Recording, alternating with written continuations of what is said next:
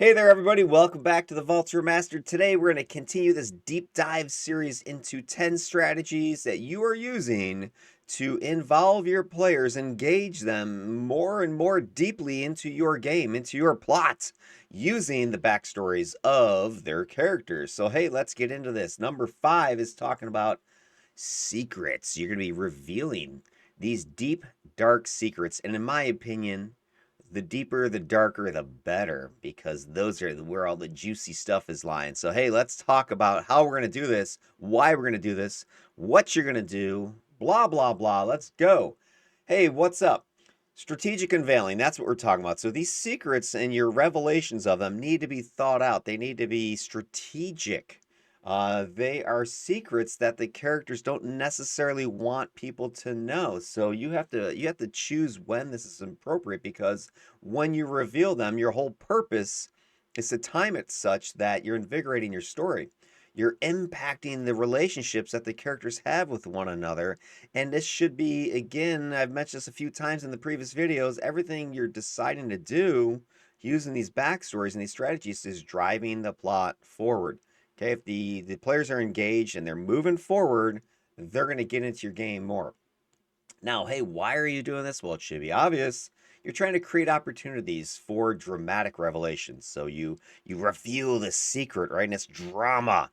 And it's going to deepen your narrative. It's going to tie the character's past into the current events. Those little hush hush secrets from their history that only you and they know are being dropped like bombs into the narrative. This, of course, is going to impact the players. They're not, well, it could impact the players, I suppose, but their characters on a personal level. And this is where it gets dangerous, because it can affect, and it will affect, if you do this right, the relationships with the other characters and their trust with the other characters. But this is going to add depth to the characters' interactions and their decision making. But as you can see here, this is risky. This is dangerous, because if you're just dropping bomb secrets that the character, the player, wasn't ready to reveal, well, that can get people mad or upset. So you got to walk that fine line. This really is going to require you to work with your players. If you're revealing secrets of their characters, they should be on board with this. Now, on the other flip side of that, if they shared the secrets with you as part of the PC creation process, well, you need to make it clear that, hey, you're in charge as far as what's happening in the game. So it's your call ultimately, as the big boy, big girl GM, DM of your game, to reveal things as you see fit. But I definitely think you want to make sure the characters are on board, or the players are in agreement and they're aware that this is happening. That's something else that, session zeros are important for. That, hey, as they're filling out these questionnaires, telling you all these secrets about their characters, you need to make it clear, hey guys, this is all, fodder. I mean, I can use this whenever I want. Now, I will bring you in on some of the plans without trying to spoil too much, but, if you're giving me this information, I'm going to use it. All right, let's talk about application. How do you apply this? So you do have to have a bit of a gentle touch here. So let's get into this. So you're going to use this because you're trying to have a narrative depth. The secrets have power, and their power is in that they're going to add layers to the story, to the narrative.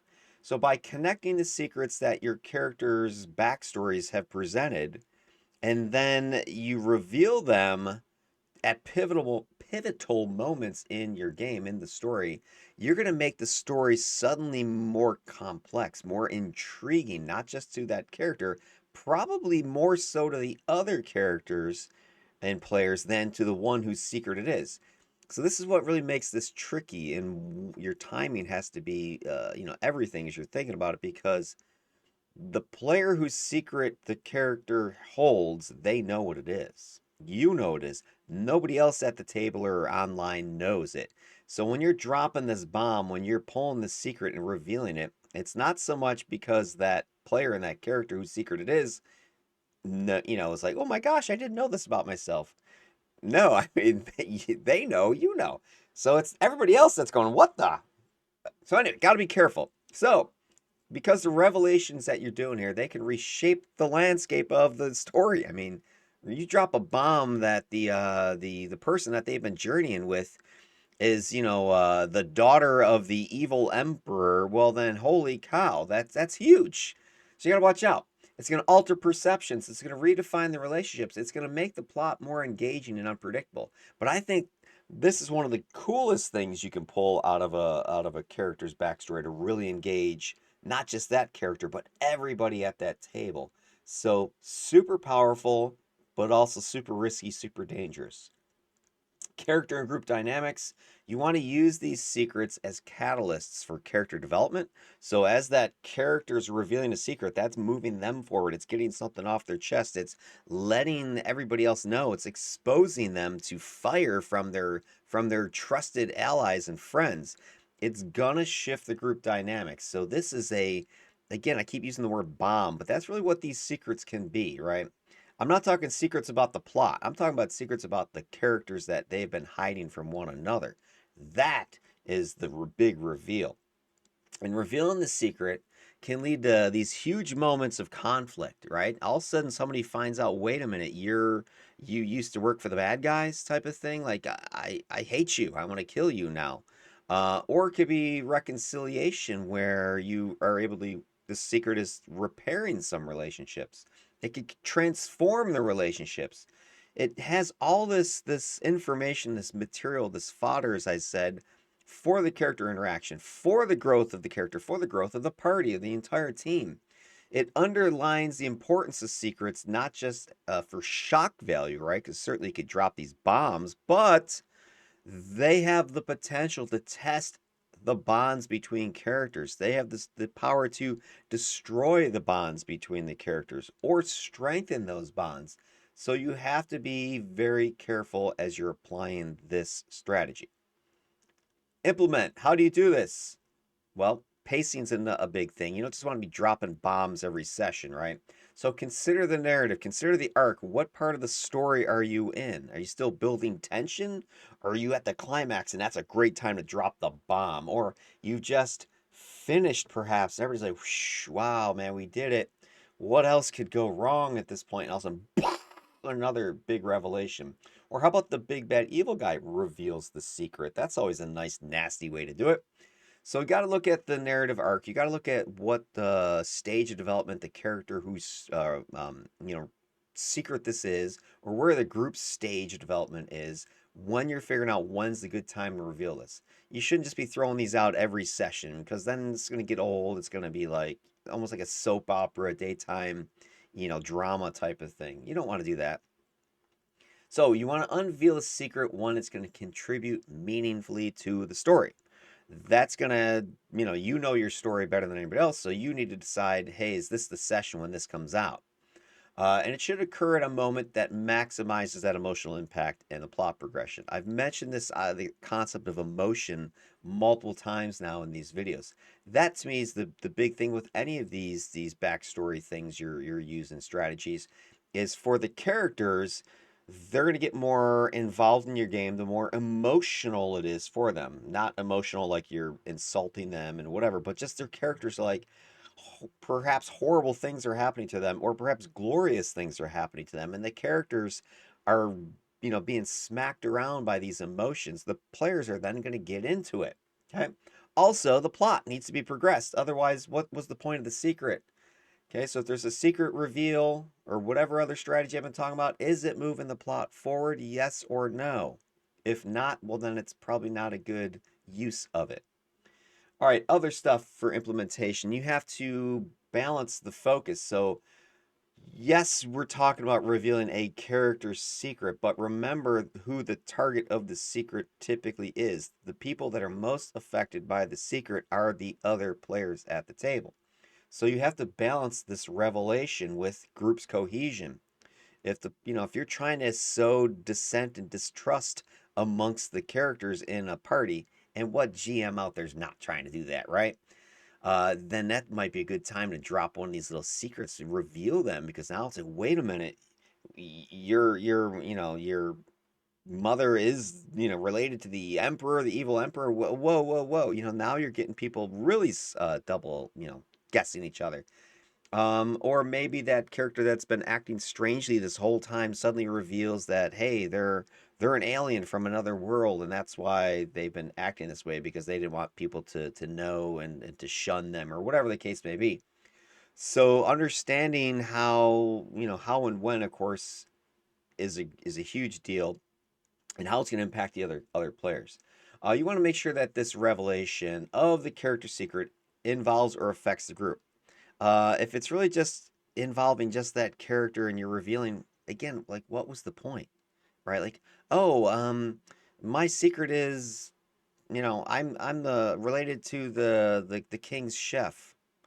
Okay, but the king, that was 6 months ago, back in the first session one. It's now session 47, and okay, great. I'm glad you were, related to the chef of the king. Like that had no real sense, right? Didn't make any sense. Why are you doing that? So make sure when you drop these secrets, reveal these secrets, these bombs I'm talking about, they should affect the group because that's now going to get everybody buying in. So it's not just that character's revelation. Now everybody's like, whoa, what? So the whole group, the whole party is affected by this. And so make sure you're timing it correctly. And that's why I say here in big old bold letters, you want to really work with your player on this. The person whose secret it is, well, hopefully they're excited that their secret is being revealed. Because I think if you're creating a character and you're putting secrets, earth-shaking secrets in there, whatever it is, character-defining secrets, they want them to be revealed. Otherwise, why are they putting it in the character sheet, right? Why are they telling you about it if they never want it revealed? So they need to trust you, and then you should be working with them. Hey, I think this might be the session that we wanna let everybody know that you're actually a doppelganger and you murdered the original PC 30 sessions ago, and you planned on killing everybody else, but then you realize how nice these people were, or you got confused or whatever, right? You could see how that would be a massive bomb that you would drop, but could be a huge monumental moment in the game. So you really want to make sure that the player whose secret it is on board with it. If they're going to fight you and say, no, no way, then of course, you kind of might have to respect that, right? Because otherwise, if you break their trust and you reveal their secret anyway, then what? Now that player might be so mad they just quit, right? One way you can kind of finagle this a little bit is keep dropping clues and hints to the other players that gets them to start questioning the player whose secret it is. So that's a much more natural, hey, why are you doing this type of thing? Then that player, they have to decide if it's their character to reveal or if the natural sort of game flow gets to the revelation through investigation, through clue solving from the other players. Well, then they have no choice but to reveal it at that point because it's out in the open now. You didn't force it, it just happened. So anyway, work with your players starting at session zero to make sure that you understand what their character secrets are and that they're willing and ready to release them as the timing is appropriate. And when that timing is, you need to get the help of your players to figure out. All right, then the last part here, the other big way as far as implementing and the balance of these revelations, aside from sort of the dramatic and the oh my gosh moments, remember that the revelations don't necessarily just bomb happen. As I just was alluding to, there could be some conversations, some role playing going on. There might be shared challenges that then arise after the secret has been revealed.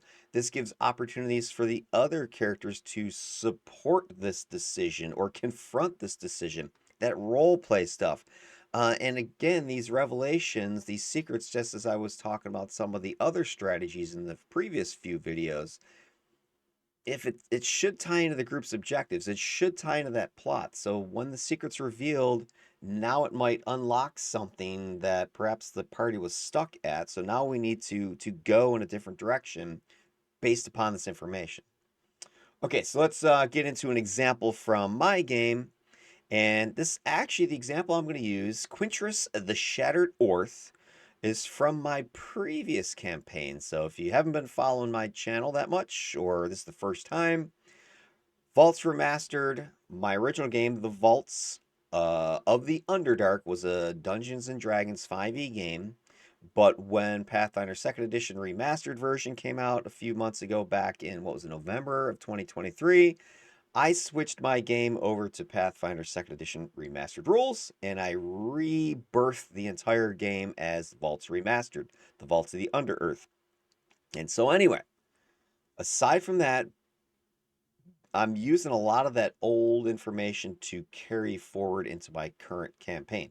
And if you haven't seen the videos where I talk about blowing up your world and restarting it as a Pathfinder game, go back, subscribe to the channel, go check out my playlists about the whole Vaults remastered stuff that I was talking about.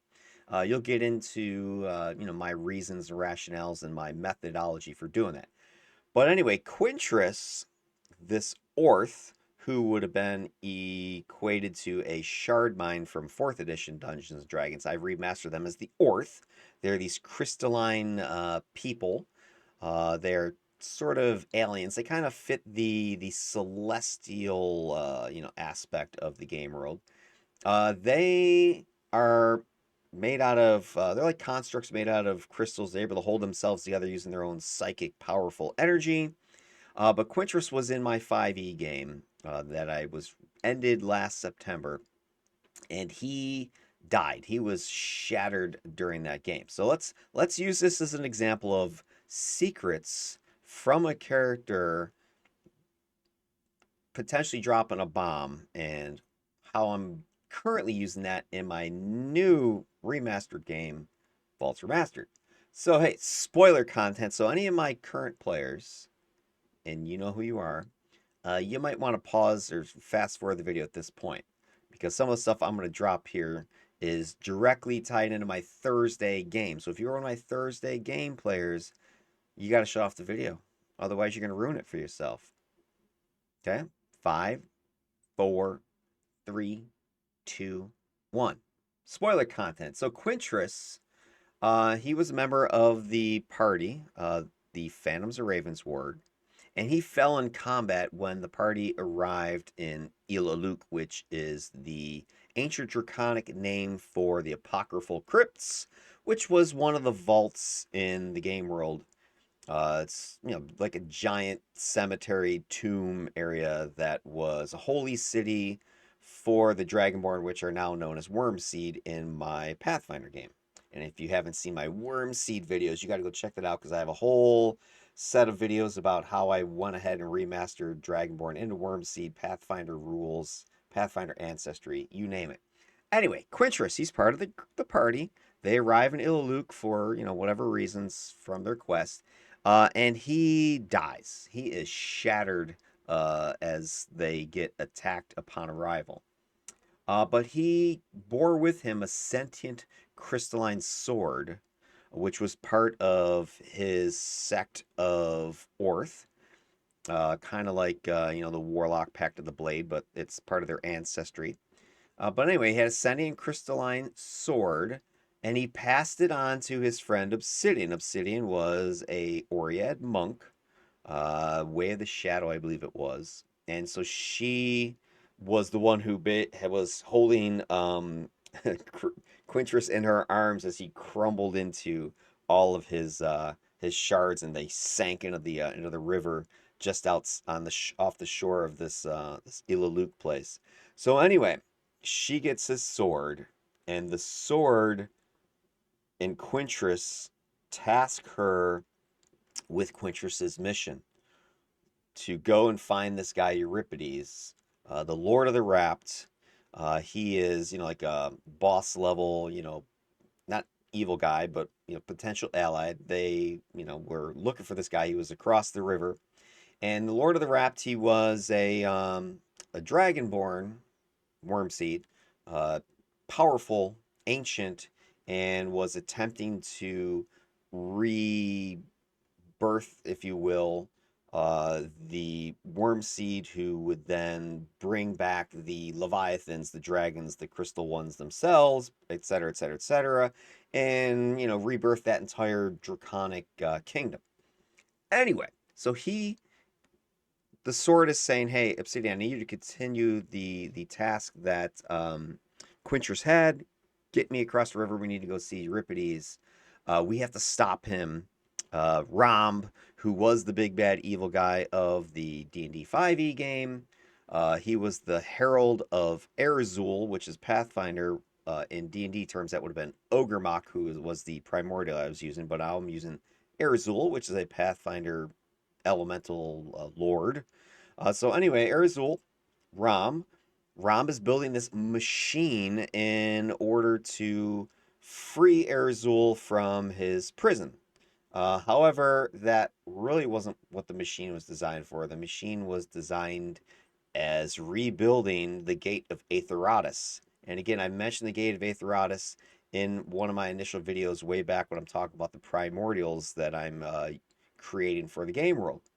And so this Gate of Aetherotis is designed to protect the material worlds from the threat of the ancient elder gods, the cosmic horrors that are trapped in a torpor state in a realm known as Patala, or which would equate to like the Far Realm, or I guess maybe the Void, or the Dark Tapestry it is, I think, in Pathfinder terms. Anyway, he's building this machine, which kind of sounds like, okay, what's the problem? Well, the Sword and Quintress were of the knowledge or had knowledge that if this machine is built, it's actually going to lead to the end of the world. So we need to stop Ram because Ram's intentions, although perhaps justified, are way too dangerous and needs to stop. However, there was way more to it than that. Little did Obsidian know that Quintress carried a much deeper, darker secret that dun dun dun led to, and I don't want to give too much away, but led to the one of the cataclysmic events which transformed and switched my game from 5e to 2e Pathfinder rules. So when I made this decision to end my D&D game and restart it as Pathfinder, I wanted to make sure that there was an explanation in game terms for why the rules were changing, why ancestries are changing, why classes are changing, magic's changing, all the stuff that comes with Pathfinder that's not in D&D. And so there were cataclysmic events that occurred that were triggered by the player characters. This story triggered one of those big bad evil guy awakenings, shall we say, that are now launching and driving my Thursday game. I don't want to spoil too much beyond that, but I want to use this as an example because there is a secret that Quintress held and why I have this marbleized looking shard mine orth here. Because most shard mines, well, shard mines are typically one color of crystal. They're black, they got purple, they've got blue, red, white, whatever, right? They got different colors. But he's kind of got this weird marbling pattern. There's a reason for that I shall not share because spoiler content. But the intention for that game was that was going to be a bomb that I was going to drop once the party got across the river with the sword to Euripides.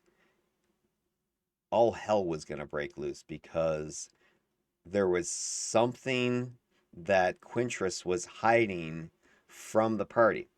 Now, sadly, Quintress dies, which kind of threw a grenade in the entire concept, which is why I had to then transfer the quest or that plot hook, that secret to the sword, which then got in Obsidian's hand. So the delivery was still going to happen. The sword was still on mission, but the secret, deep, dark, secret mission was was was gonna be dropped like a bomb once they got over there. Now the player who created Quintress, he and I were lockstep in what was gonna happen. We knew we were plotting this out deviously, and this is what I mean by working with your players.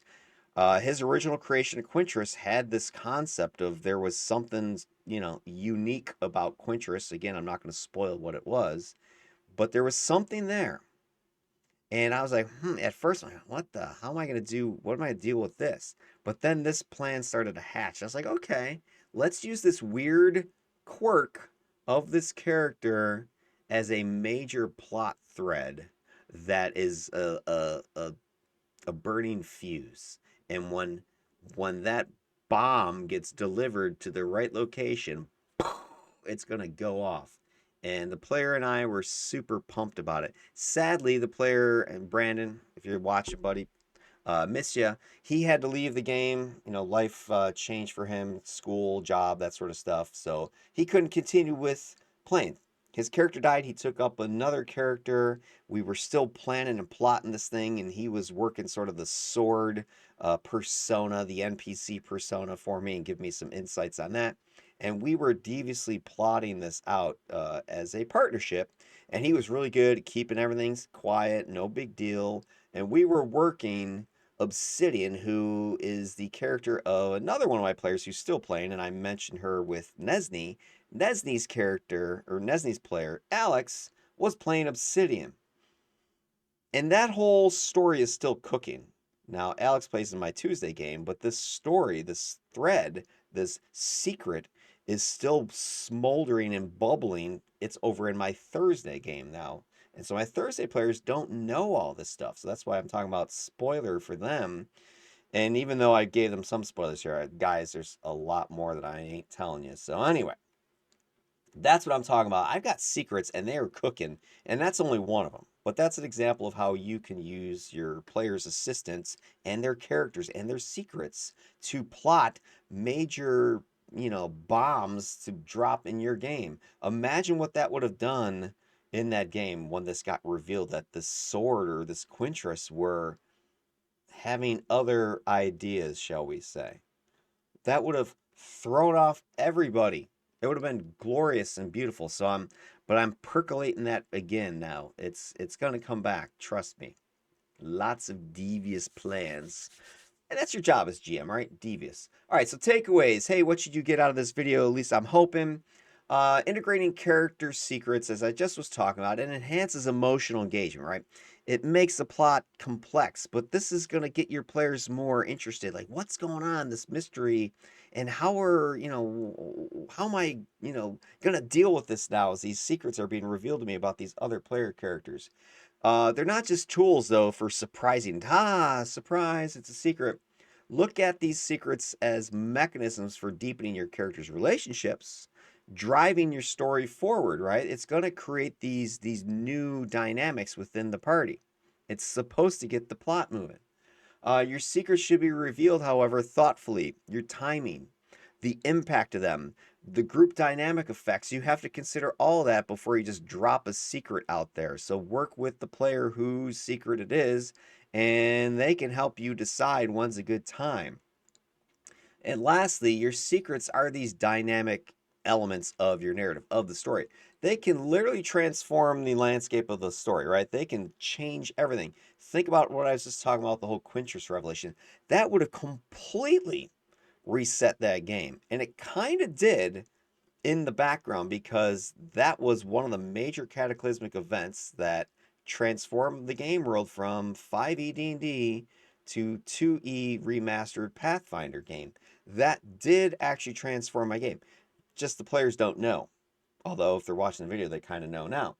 But it elevates your story, right? It's going to create this immersive environment, this emotionally resonant experience that your characters and your players are just going to go after.